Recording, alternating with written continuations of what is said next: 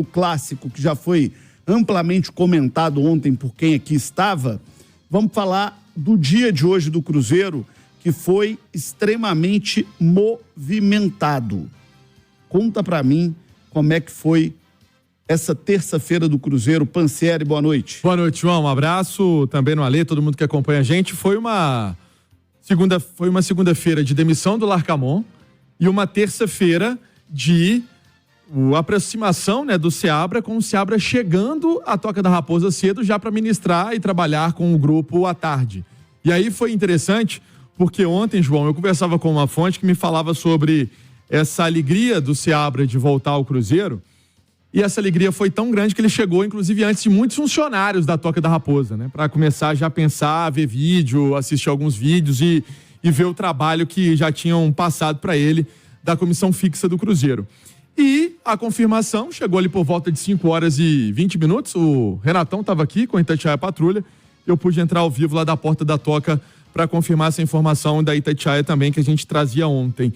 Fernando Seabra, bicampeão mineiro pelo Cruzeiro Sub-20, campeão da Copa do Brasil Sub-20, que estava também na Copa São Paulo, né? Na Copinha, foi finalista da Copinha, com aquele jogo, duelo contra o Corinthians, lá na Arena do Corinthians, que o Cruzeiro também bateu na trave para ser vencedor. Na formação dele também, passagens de atletas, né? Vários atletas que estão nesse time principal do Cruzeiro aí, como opção, que já foram negociados, foram vendidos. Tem ali o trabalho do Fernando Seabra, ele retorna ao clube, né? Essa é a movimentação hoje do Cruzeiro e foi dar uma entrevista, né? Foi apresentado hoje, estivemos lá no auditório da Toca, junto com o Pedro Martins, né? O diretor de futebol do Cruzeiro. Ô, João, bora trazer já então o Pedro Martins, a turma toda para falar? Vamos lá, vamos entender então aí como é que foi esse dia do Cruzeiro. Vamos lá, pra gente trazer então um trecho da entrevista do Pedro Martins falando, sobre o processo de demissão do Larcamon, e ele revelou que a decisão já estava tomada antes mesmo da final do Campeonato Mineiro. Vamos acompanhar. E a gente sabia que ia ser necessário um esforço dos dois lados, um esforço do clube e um esforço da comissão, do treinador, para que a gente conseguisse entender e identificar essa forma de trabalhar. E posso falar que houve um esforço muito grande dos dois lados. Mas a partir do momento em que a gente conseguiu identificar essa distância, o primeiro ato foi, e aí acho que pode até ter sido um ato falho, foi insistir. Vamos insistir porque, quem sabe, funcione. Vamos trabalhar mais, vamos insistir mais, vamos fazer com que isso dê certo. E usando o Campeonato Mineiro como justamente esse período para identificar, cara, vamos insistir para chegar nessa conexão. E a partir do momento em que a gente foi identificando uma distância importante entre o que era método e crença da comissão e método e prática do Cruzeiro, a gente ficou no dilema.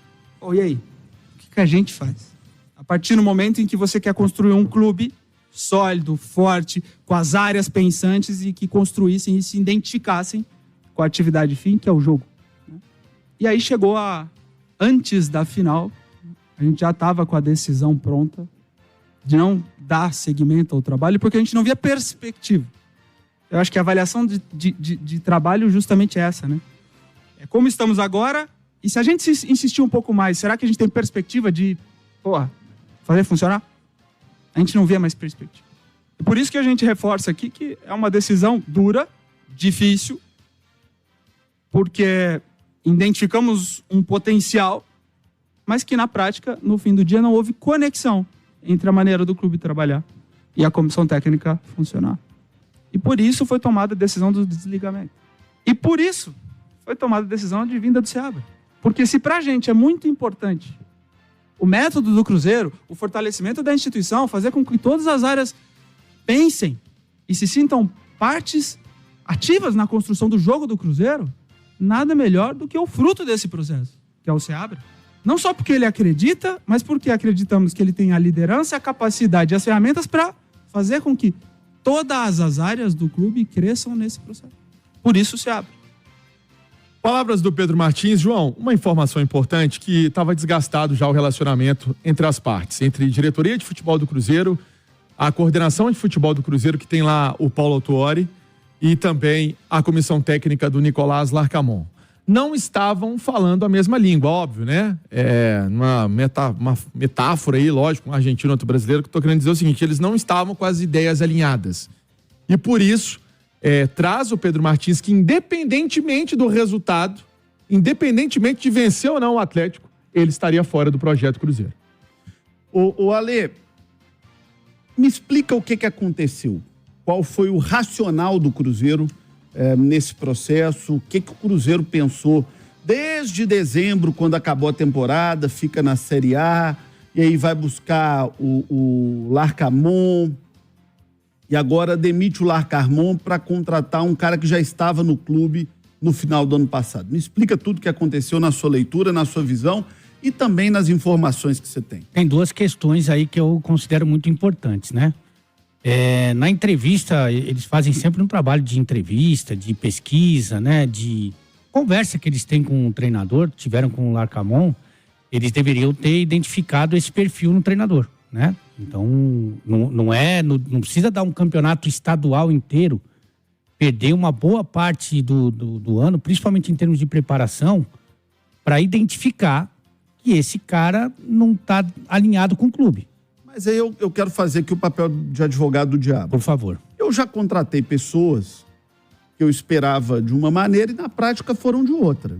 Só que eles batem no peito em vários momentos para dizer que o método deles pesquisarem esse treinador, deles buscarem esses caras, é diferente, que eles têm muita paciência. Tanto que, vale lembrar, que quando o Pesolano era o treinador, o Pesolano não foi demitido antes das semifinais ali do Campeonato Mineiro contra o América, porque eles estavam fazendo esse trabalho de pesquisa e acharam o Pepa.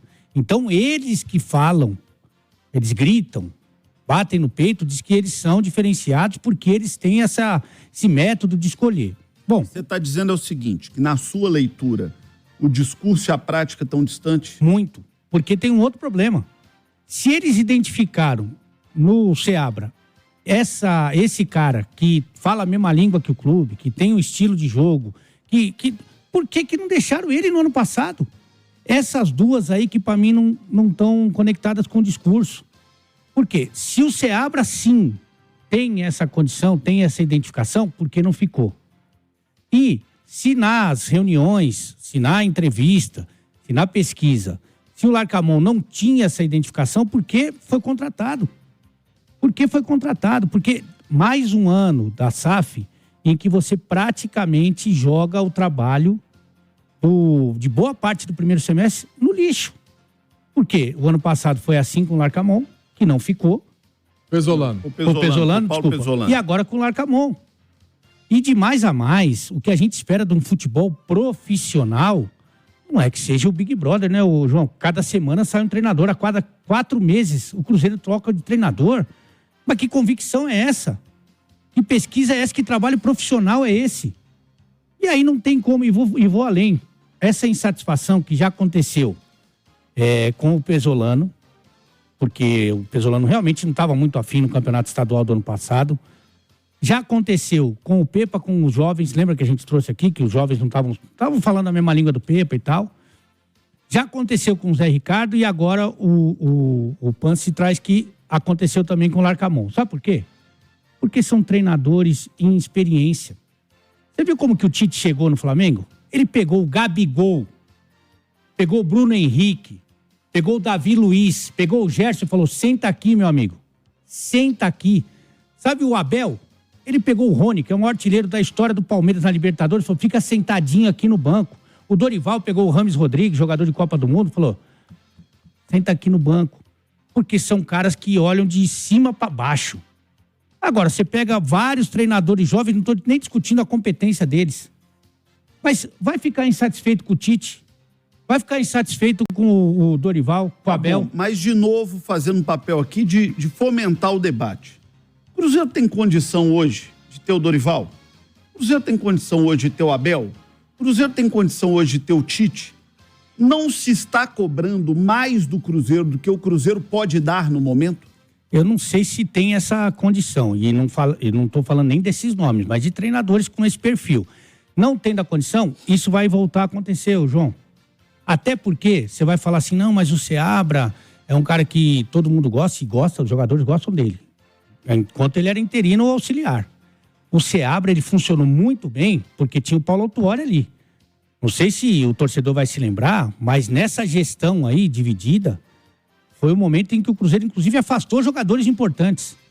Porque tinha ali a mão firme do Paulo Autuori. Mas essa mão do Paulo Autuori vai continuar existindo, não como um técnico que está ali na beira do campo, porque isso está muito claro que não vai ser. E, aliás, o Autuori teve uma postura muito digna, muito correta no final do ano passado, e falou o seguinte, olha, estou aqui ajudando a resolver um problema, não sou técnico, não vou ser técnico e não serei técnico no futuro. Certo. Mas ele pode ter essa mesma função de disciplina, de imposição, de respeito, sendo o cara que está ali dentro do vestiário, não como técnico, mas como diretor. Tomara, João, eu torço muito para que isso aconteça, mas isso não tem acontecido.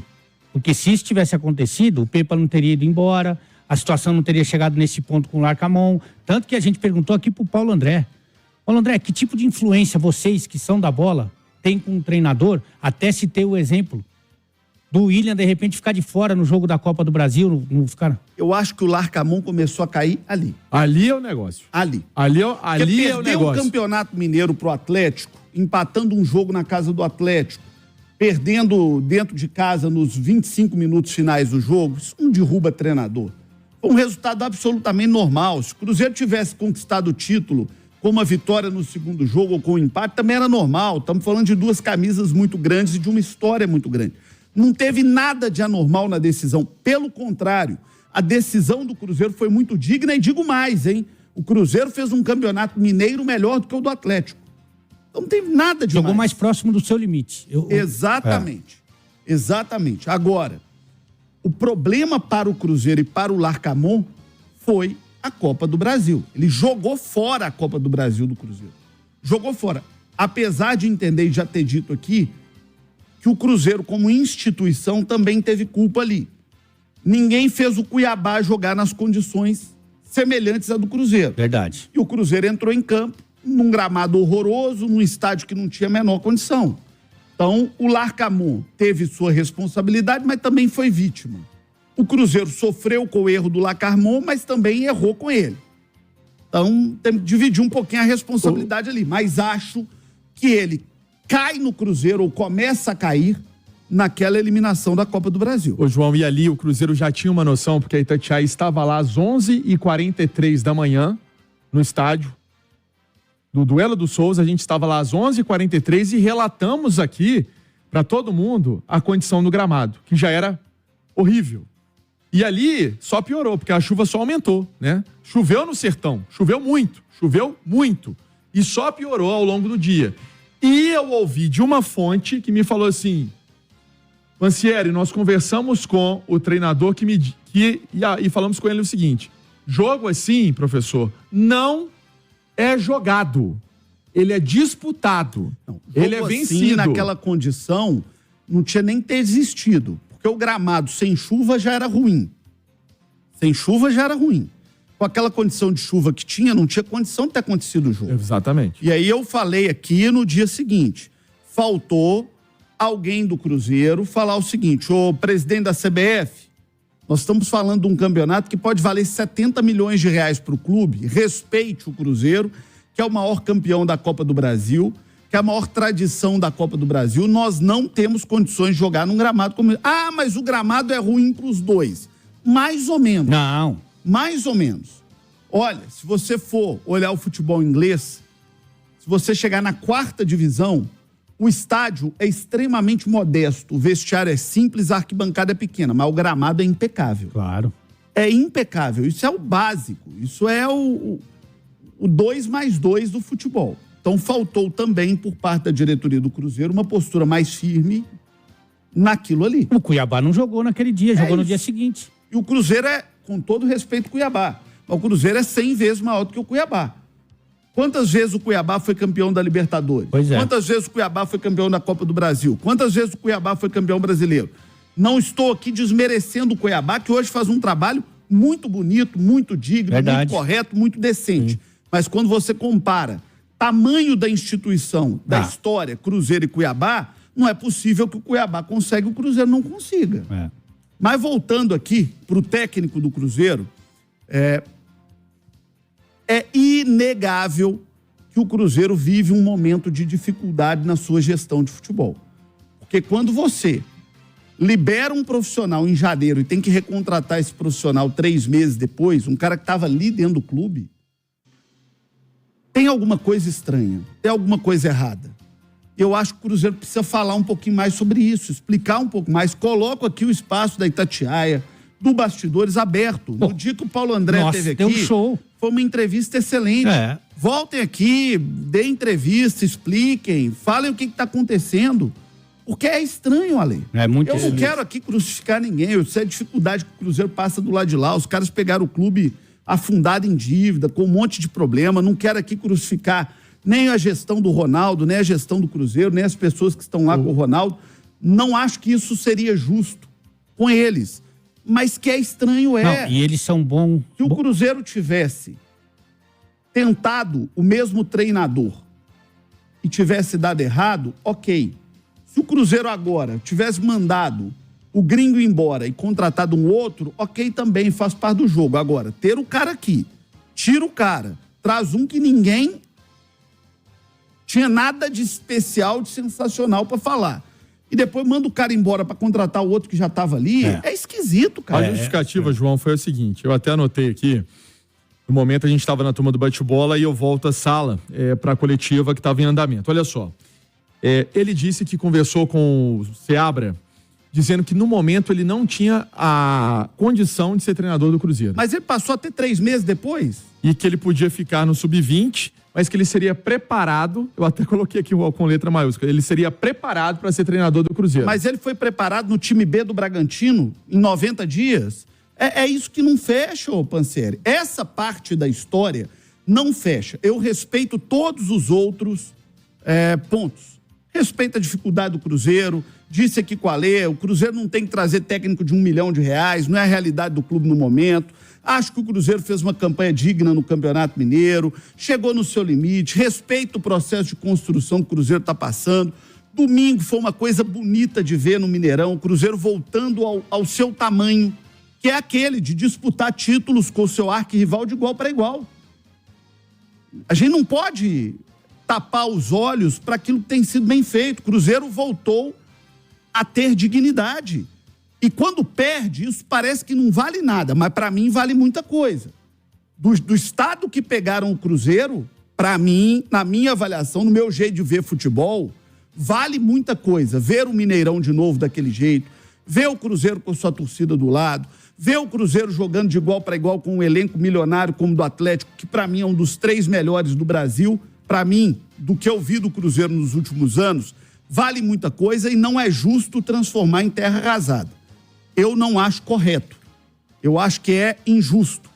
Mas tem coisa que não dá para entender também, que não dá pra gente fingir de cego. Pô, esse cara não servia 90 dias atrás, agora ele passou a servir? O que mudou em 90 dias para ele passar a servir? E o Cruzeiro é muito bom em vários setores, né? Aquele setor administrativo, financeiro e tal. Mas não adianta, porque o carro-chefe é o futebol. É a farmácia que tem tudo, mas não tem remédio. É o restaurante que é bom, mas fecha na hora do almoço. É o futebol. O Cruzeiro tem essa paixão, o torcedor tem a história, tem tudo que deixa essa legião de torcedores apaixonados, é o futebol. Então, acho que alguma coisa tem que ser revista. Eu acho que, tudo bem, não tem dinheiro para contratar um treinador que seja uma realidade, não precisa ser caro, é uma realidade. Só apostou em caras que estavam iniciando a sua carreira, só promessa. Mas a cada 4 meses você manda embora, se você somar, capaz de dar o valor que um bom ganha aí, meu. Eu acho que o pior desse processo a gente está vivendo, que eu quero passar para além do Cruzeiro. Porque esse é um problema que nós começamos a viver no futebol brasileiro. Qualquer cara que chega aqui hablando, tá resolvido o problema. Não precisa ter mostrado nada na carreira. Chegou hablando, tá resolvido. Então, pô, vamos parar com esse negócio, cara. Então, assim, nenhum desses caras que chegou aqui tem um currículo extraordinário lá fora. Nada. Se você pegasse um técnico do futebol brasileiro com o currículo do Pepa, com o currículo do Larcamon, com o currículo do Pesolano, o Cruzeiro teria sido massacrado. Agora chega o cara aqui falando para aqui, para ali, para lá, tá bom, Não. serve. Tirando Aí o Zé não. Ricardo, né? Que ali foi uma coisa... Não, o Zé Ricardo foi um desastre Foi dos uma desastres coisa dos absurda. desastres. E mesmo assim tem mais título que essa turma aí, como o Thiago Nunes tem mais título, Wagner Mancini tem mais título. Então, em termos de conquistas, não estou falando nem a capacidade de cada um, mas de conquistas, o Cruzeiro, ele tá fazendo esse tipo de aposta. E eu não sei se o pessoal percebeu, eles demoram um pouquinho, 4 meses, é uma aposta que não tá dando certo. É uma aposta que eles mesmos estão reconhecendo que não tá dando certo, porque 4 meses manda embora. Olha, CR se acerta no futebol, ninguém vai acertar tudo. O Atlético, por exemplo, errou com o Cudê, o Atlético errou com o Turco Mohamed, o Atlético cometeu erros também. E erros caros pro Atlético. Agora, eu não consigo entender, nesse caso específico do Cruzeiro, como é que o cara que há 3 meses atrás não servia, passou a servir. Sabe, assim, eu acho que precisa ser mais explicado esse processo, Pansieri. Pois e ele ainda falou da questão de método, né? Que o método que chamou a atenção, o método do Seabra, que é um método interessante, que ele por isso ligou pro Seabra e falou assim, ó, você é o próximo treinador do Cruzeiro. Você vai ser o próximo treinador do Cruzeiro. Daqui a pouco a gente vai falar mais, João. Muito bem, são 8h30.